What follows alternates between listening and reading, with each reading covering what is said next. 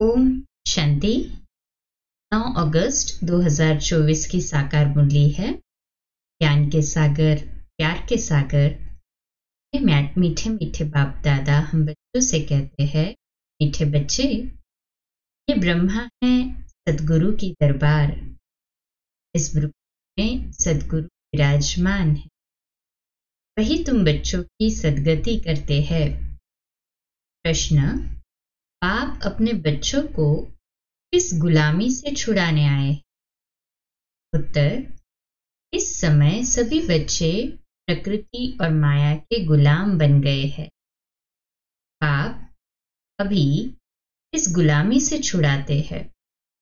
अभी माया और प्रकृति दोनों ही तंग करते हैं। कभी तूफान, कभी फैमन है। फिर तुम ऐसे मालिक बन जाते हो जो सारी प्रकृति तुम गुलाम रहती है, माया का वार भी नहीं होता। ओम शांति। मीठे मीठे रूहानी बच्चे समझते हैं सुप्रीम बाप भी है, सुप्रीम शिक्षक भी है। वह विश्व के आदि मध्य अंत का राज समझाते हैं। फिर सुप्रीम गुरु भी। ये हो गई सदगुरु की दरबार। दरबार होती है ना, गुरु की दरबार। वह है सिर्फ गुरु की, सदगुरु है। श्री 108 कहते सदगुरु लिखा हुआ नहीं हो, वो लोग सिर्फ गुरु ही कहते हैं। यह है सदगुरु। पहले बाप, फिर टीचर, फिर सदगुरु। सदगुरु ही सदगति देते हैं। सत्युग त्रेता में तो फिर गुरु होते नहीं, क्योंकि सब सदगति में है। एक सदगुरु मिलता है तो बाकी का नाम खलास हो जाता है। सुप्रीम हुआ सब गुरुओं का गुरु। जैसे पतियों का पति कहते हैं, सबसे ऊंच होने के कारण ऐसे कहते। तुम सुप्रीम बाप के पास बैठे हो, इसलिए बेहद का वर्षा लेने। यह है बेहद का वर्षा। बाप भी है, शिक्षक भी, और ये वर्षा है नई दुनिया अमर के लिए, वाइसलेस वर्ल्ड के लिए।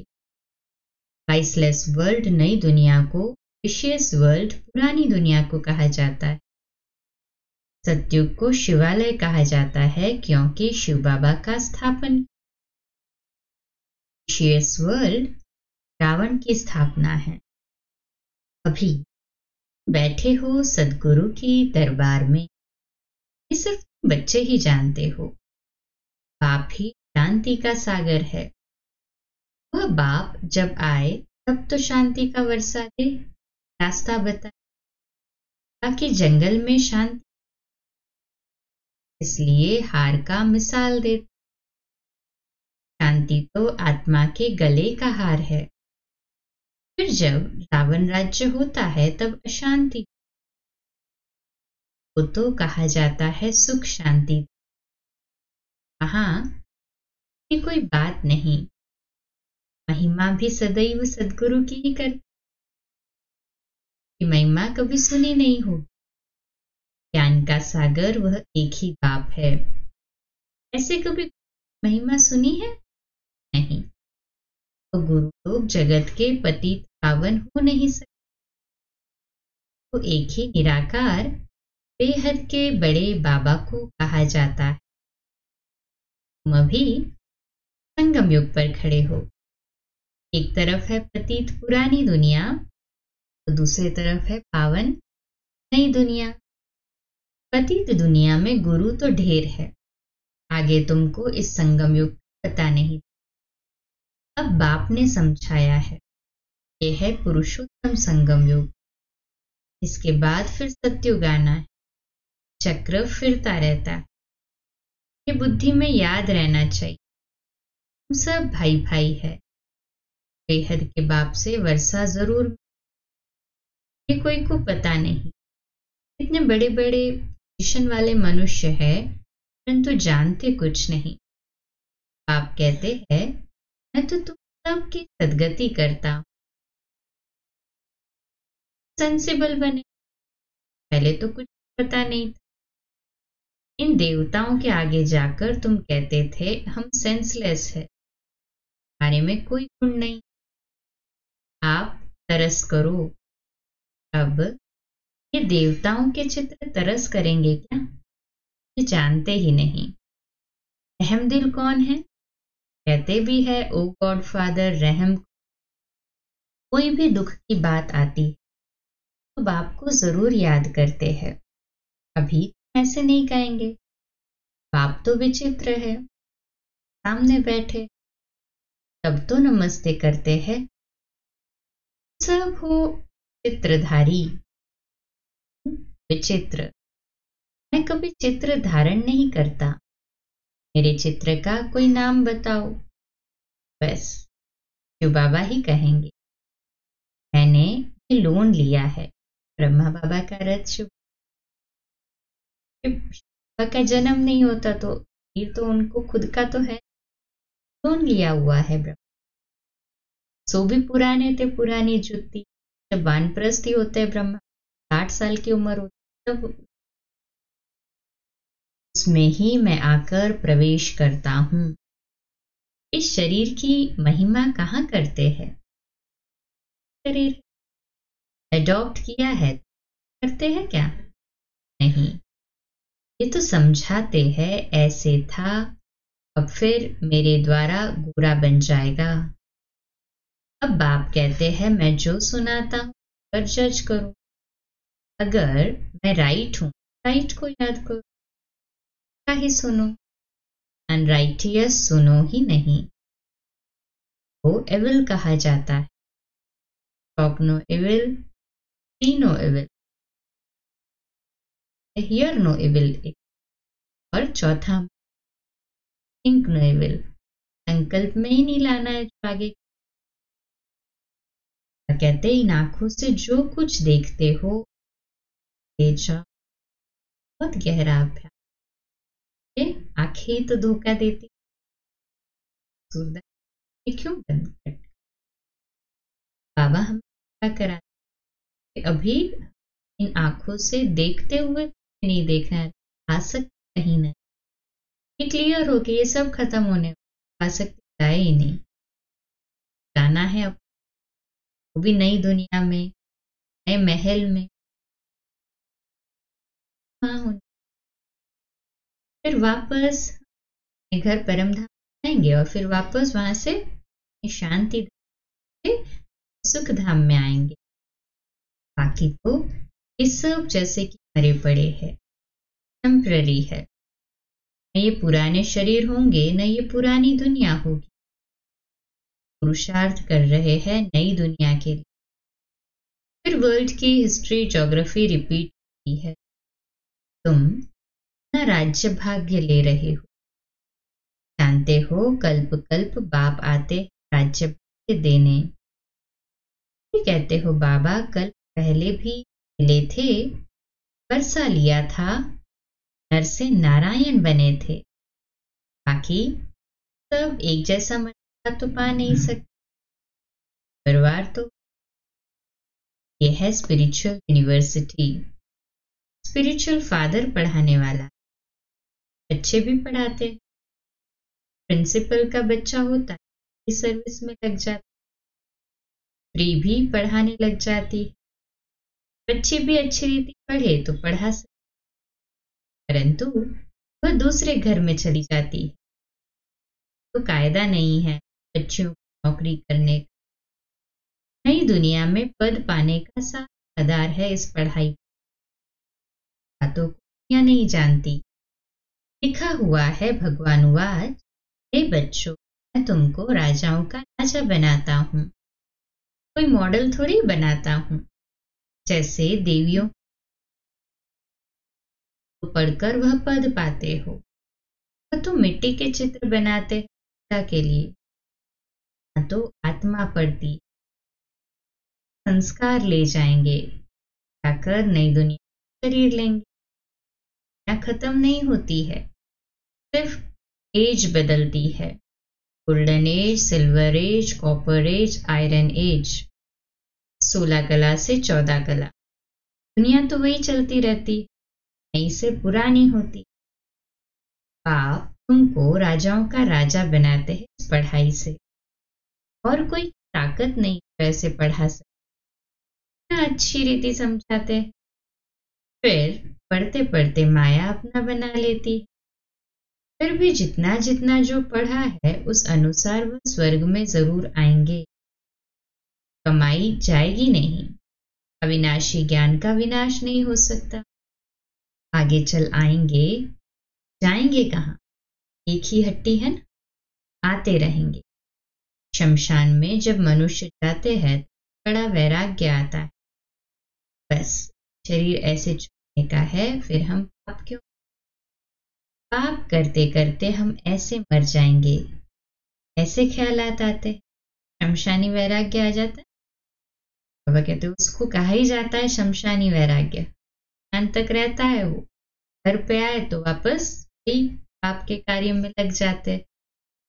समझते भी है जाकर दूसरा शरीर, परंतु ज्ञान तो यहाँ तो तुम बच्चों को समझाया जाता है।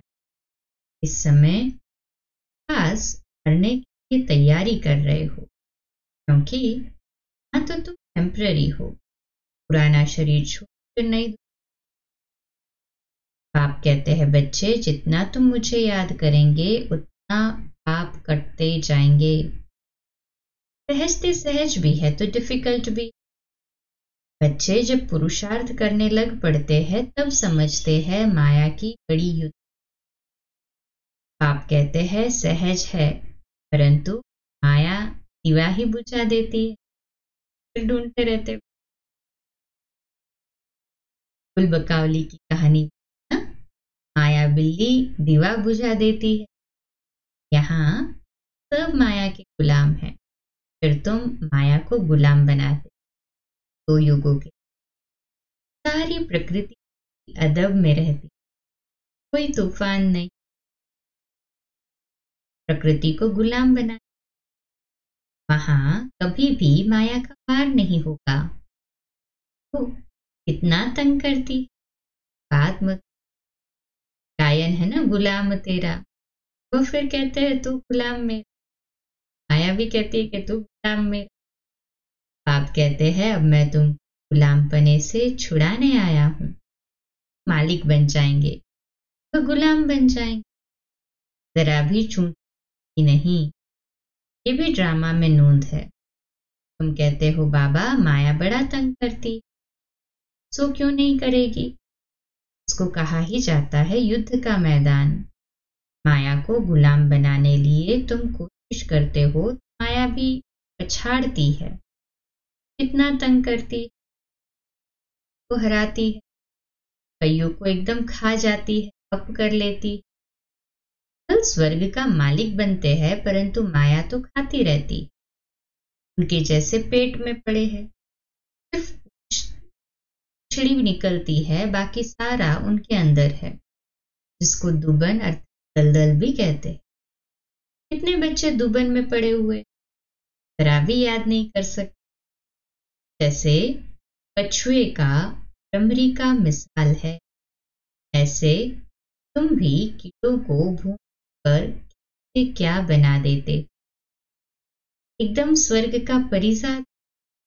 सन्यासी भी भ्रमरी का मिसाल देते, परंतु वो कोई भूमि पर बदलते थोड़ी ही है, बदली होती है संगम पर। अभी यह है संगम युग।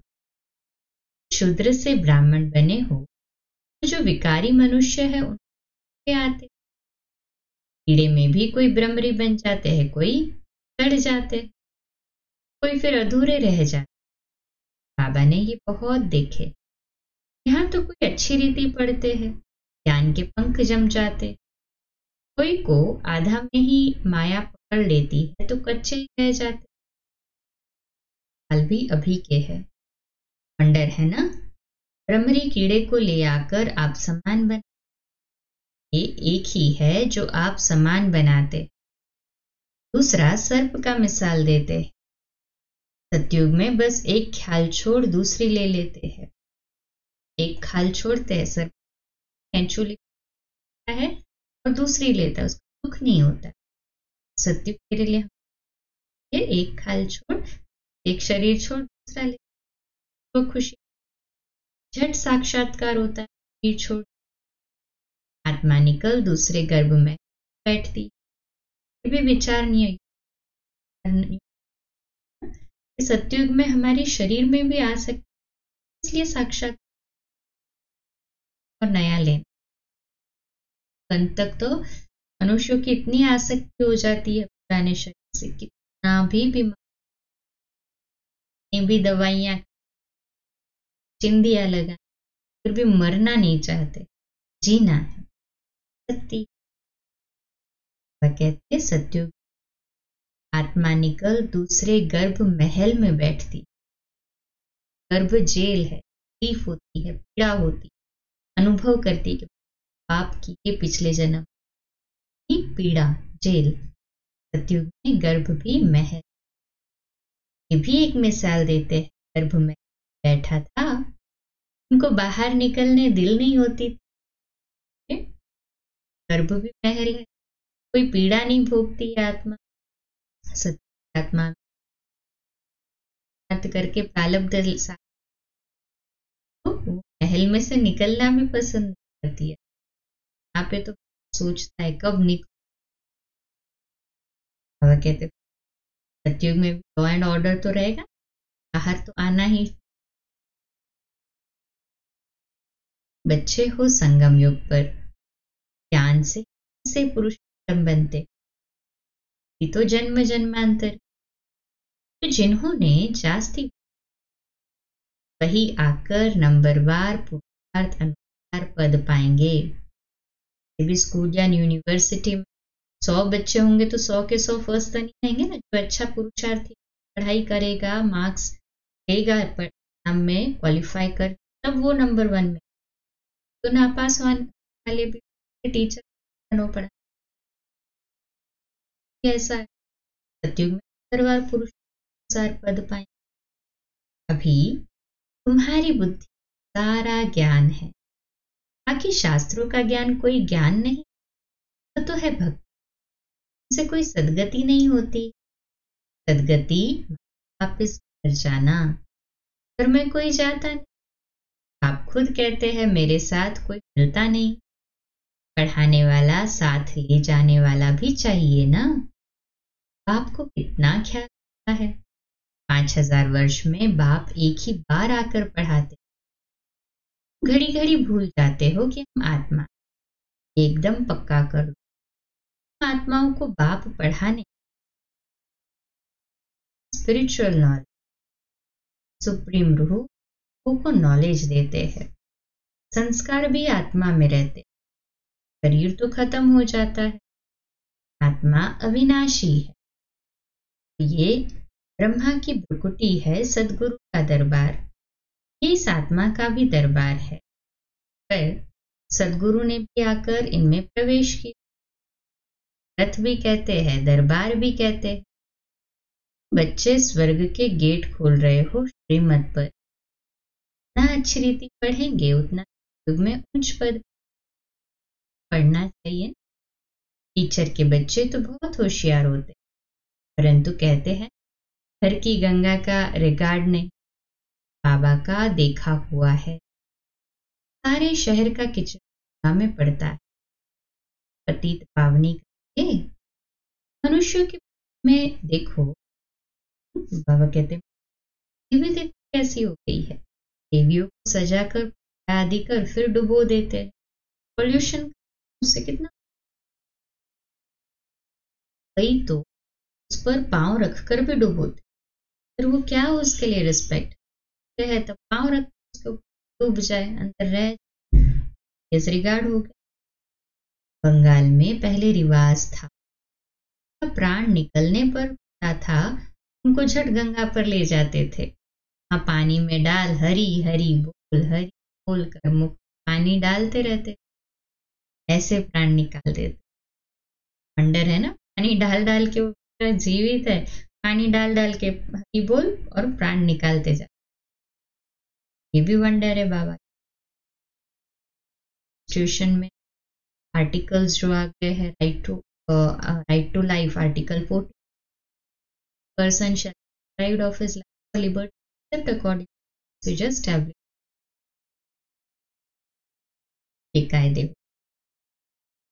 सारा बंद हो। ये तुम बच्चों की बुद्धि में है, चढ़ाई उतराई का पूरा ज्ञान है। परिवार पुरुष article 21 constitution right to life के ऊपर, आर्टिकल 4 राइट टू इक्वालिटी, सभी को जीने का जन्म से अधिकार तो है ही, परंतु गवर्नमेंट ये जिम्मेवार है राइट टू लाइफ के लिए।